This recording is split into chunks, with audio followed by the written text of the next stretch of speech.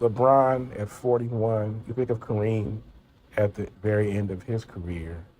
Jeff Pearlman, he wrote about it in his book about how, by Kareem's last year, uh, they'd be in practice and really pretty much everybody on the team associated with the team realized that really, Michael Thompson was the better player at that point in their respective, careers.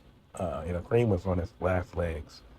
And, sometimes Kareem would sit out practice or whatever, and basically whenever Kareem wasn't out there, it was like a jolt to the guys because they got to get up and down the floor. Basically, Kareem was slowing them down, and um, also if you think of Patrick Ewing at the end of his career, when he was remember when the also through the most of the '90s, right?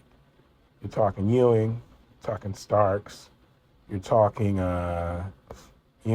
Oakley and Mason and those guys, and that first half of the '90s with Riley, right? Um, but then I think around '97, is that Allen Houston's first year there? Somewhere around there.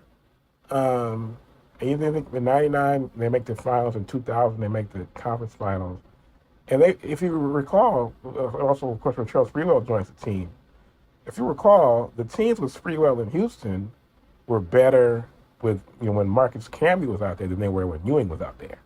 You know, so this it's really more similar to that where just like Ewing, the team around him changed and became better when he wasn't out there.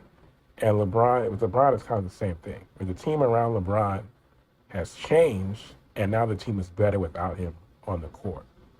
Um, Another thing reminds me of this. It's going to sound kind of weird. David Lee was a really good player. Um, Obviously, I mean, it sounds strange to put him in any type of comparison to LeBron James. But if you remember David Lee, Golden State, when Mark Jackson he was still starting. Steve Kerr gets there, and Steve Kerr realizes that in order for us to fully unlock this engine, Draymond Green has to be the starting power forward of this team. And I think Lee missed most of that season, and then came back towards the end, and he had a moment in the finals, and that was the end of it. But basically, David Lee, though a very good player, what Draymond Green brought, that's what allowed Golden State to become what they became. And basically, Draymond Green had to get out of the way to make way David Lee had to get out of the way to make room for Draymond Green. Um, it's not that LeBron, there's any single player that LeBron is in the way of, but basically with LeBron out there, the ball movement with LeBron not out there, the ball movement is better, and the defense is better, and they almost play like it's kind of like, I don't want to say like it's almost like when when you're a kid in school and you're like, and the teacher isn't your real teacher isn't there, so you get a substitute and you're like, yes, we get to just do whatever we want today, right?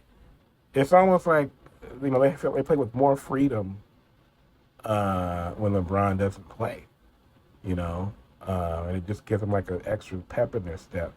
I'm sure they all like him and appreciate him and like him as a person, as a teammate. He was still sitting there on the bench in a Lakers, hoodie today, and up on the bench cheering on the team and stuff like that. But yeah, I think it's just one of those things where, it's like Kareem, we still love him, we still respect him, but he's really slowing the team down at this point. They just seem like a different team. The chemistry, the energy, everything seems different when he's not on the court, when he's not out there. It is what it is, man. Um, so, yeah, I don't know. I guess it is. We are nearing a conclusion though, because it doesn't seem like he's going to be back. After the season, these are the last couple months of LeBron's tenure with the Lakers.